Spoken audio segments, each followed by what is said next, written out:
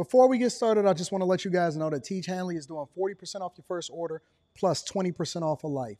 Ladies get it for the fellas. Fellas don't wait for the ladies to get it for them. Teach Hanley is a sponsor of this stream specifically.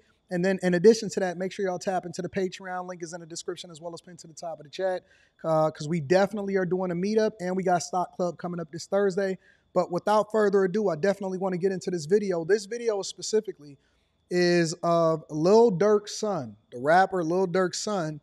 And apparently the son is in it, in the middle of a confrontation between his mother and his stepfather, which it looks like they're in a park or something like that. But I'm going to just play it really quickly. I'm not going to play the entirety of it because it then gets to a point to where it gets a little bit more violent than I would like to show on this channel.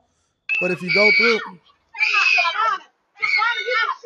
Okay, so let me look at this real quick. Let me back this up really, really quickly. Okay, so the guy in the orange, it looked like... Let me see something. The guy in the orange apparently is a stepfather, okay?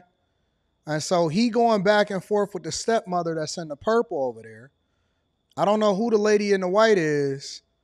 And then the kid in the red is Lil Durk's son, okay?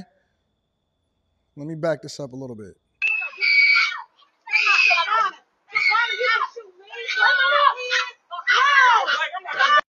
It looked like the little boy was pointing at the guy just for a second.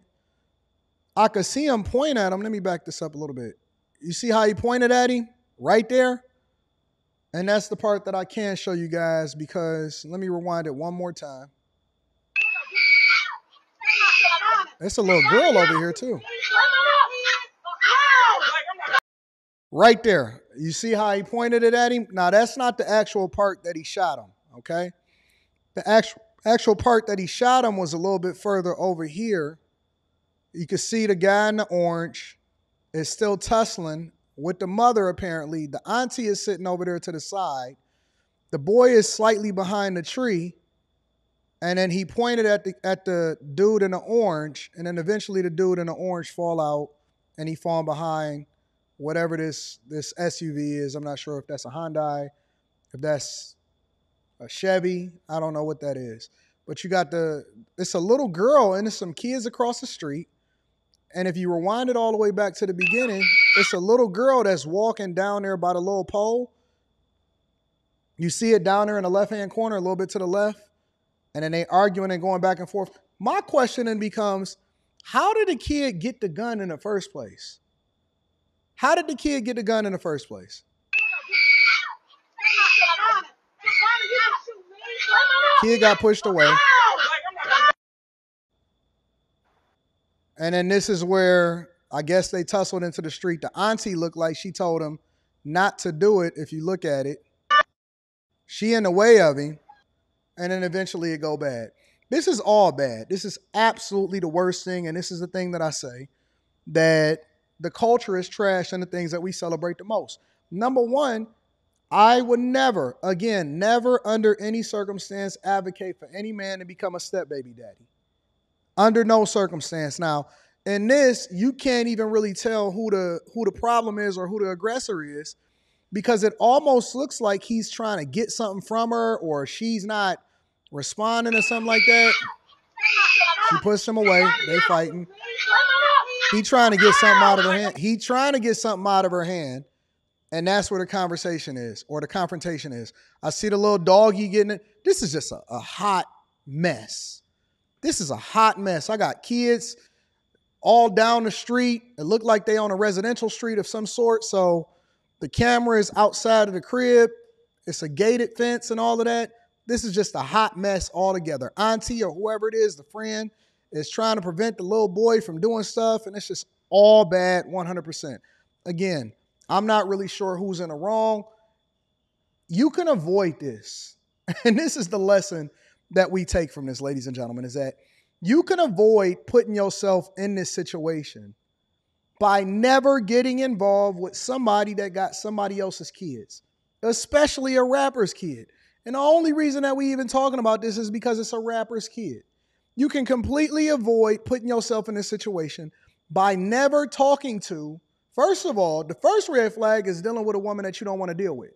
Because never let a woman put you in a position to where you then have to compromise and then ultimately end up in a hospital because you're going back and forth with her in the first place, regardless of whether or not she got kids. Then you throw in that mix the fact that you the step baby daddy.